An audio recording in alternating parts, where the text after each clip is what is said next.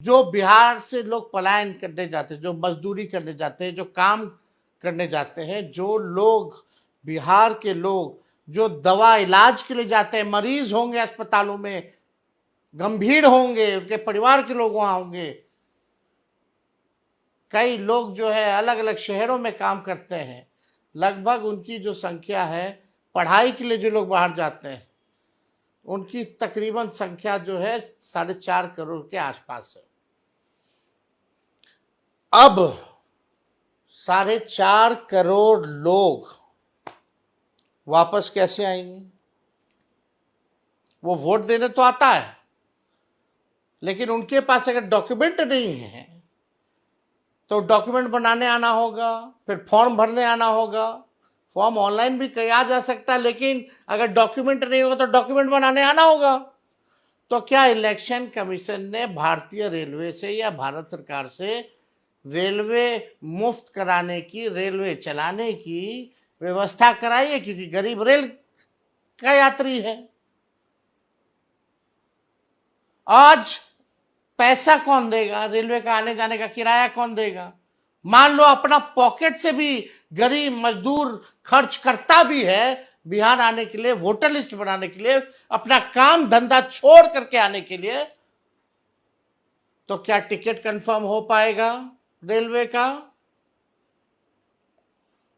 क्या भारतीय रेलवे के पास क्षमता है कि 4 करोड़ लोगों को 2 दिन में, 4 दिन में यहां ले आए? ताकि डॉक्यूमेंट बनाने में भी 10-15 दिन लगते हैं, और डॉक्यूमेंट जब बनता है भैया तो बिहार में बिना घूस दिए हुए नहीं बनता है। और फॉर्म में फोटो भी लगेगा, व्हाइट बैकग्राउंड में, वो भी रखिए, फोटो कॉपी भी रखिए, हार्ड कॉपी भी रखिए। हर वोटर पे फोटो कॉपी या फोटो का अलग से खर्चा, आने जाने का खर्चा, घूस दे करके कागज बनवाने का जब बनता है तो उसका खर्चा। क्या ये अब मात्र 22 दिन बचा है, 22 दिन में हो पाएगा? ये सवाल खड़ा होता है। और जिनका वोटर लिस्ट से नाम कटेगा, यानी वो देश के नागरिक नहीं होंगे क्या? तब तो उनका पेंशन भी बंद हो जाएगा, उनका राशन भी बंद हो जाएगा। ये एक गंभीर सवाल है। ये हम पॉलिटिकल बेनिफिट के लिए नहीं बात कर रहे। एक वोट भी कटता है तो वो अपराध है। एक वोट की कीमत होती है। एक वोट से भी हार जीत का फैसला होता है। और लोकतंत्र में संविधान ने ये ताकत दी है, वोट देने का अधिकार।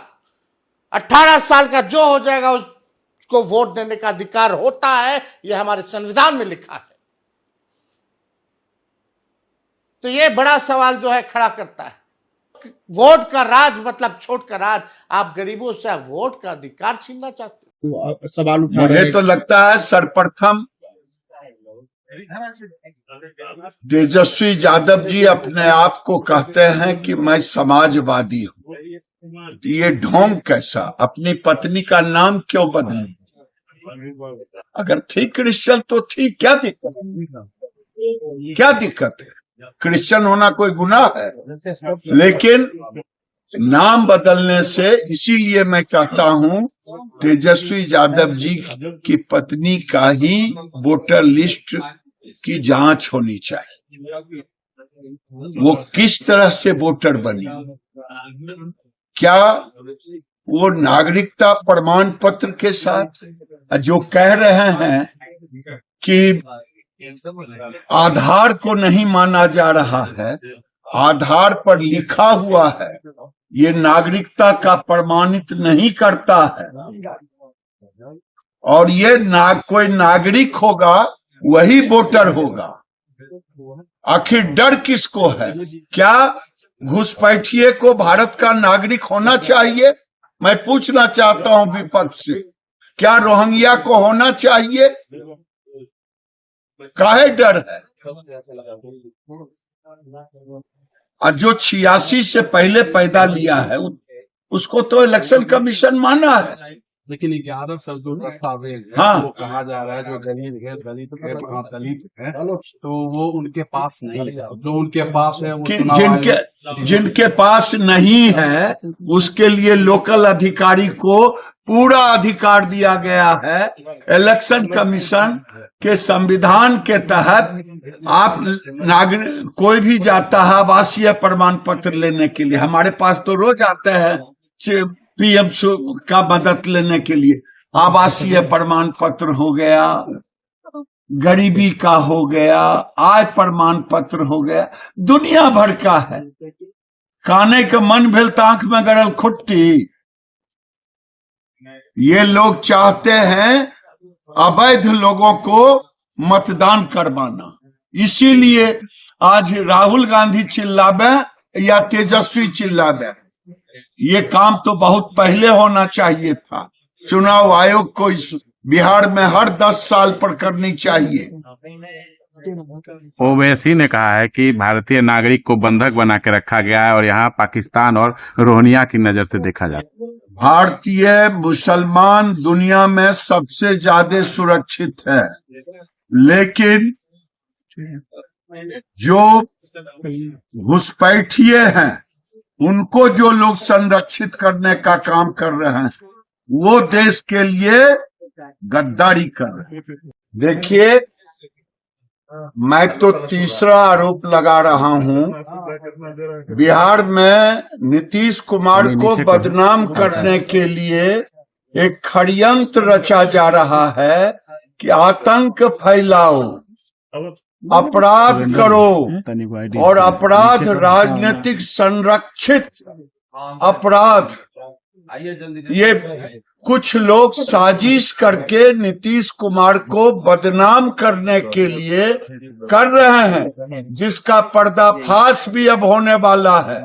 एक गैंग के थ्रू, राजनीतिक गैंग के थ्रू, ये सोची समझी बिहार के कई कोनों में इस ढंग का उपद्रव करके बिहार सरकार को बदनाम करने की कोशिश कर रहे हैं। और आज उछल उछल के लोग जा रहे थे उसके घर पर, अभी तक नहीं पकड़ाया है। और फिर कल से इन्हीं की आवाज खुलेगी कि अपराधी को की हत्या नहीं बल्कि नागरिक की हत्या हो गई है, ये कहेंगे। ये बिहार में कम से कम जो लोग कह रहे थे कि ये जंगल राज है, यहाँ तो कार्रवाई भी हो रही है। लालू जी के राज में क्या हो रहा है? जो कह रहे थे तेजस्वी यादव उछल उछल करके सीएम हाउस में बैठ करके अपराधियों की पंचायती होती थी, यही तो हो रहा था। और वो नीतीश कुमार को बदनाम करने के लिए उछल उछल के प्रेस कॉन्फ्रेंस, सवाल नंबर 1, सवाल नंबर 2, सवाल पहले अपने आप से पूछें, ये नीतीश कुमार की सरकार है जो अपराधियों पे कार्रवाई करती है, और वो लालू जी की सरकार थी जो अपराधियों को संरक्षित करते थे। आज वो उछल उछल के कह रहे हैं चलनी दूसरे सूप को जिसमें सहस्त्र छेद अपने। चिराग पासवान ने भी कहा है कि बिहार में विधि व्यवस्था है। मैं भी कह रहा हूं कि कोई विधि अपराध होगा, मुख्यमंत्री भी कहते हैं कि अपराध अगर होता है उस पर कार्रवाई होगी। अपराध को कोई अच्छा नहीं कह सकता, चाहे गिरिराज बोले, चाहे चिराग जी बोले, चाहे सीएम बोले। कभी सीएम ने कहा कि अपराध को हम संरक्षित करते हैं? संरक्षित होता था जंगल राज में, लालू जी के राज में। अपराध होता है, उस पर कार्रवाई होती है, कार्रवाई होगी।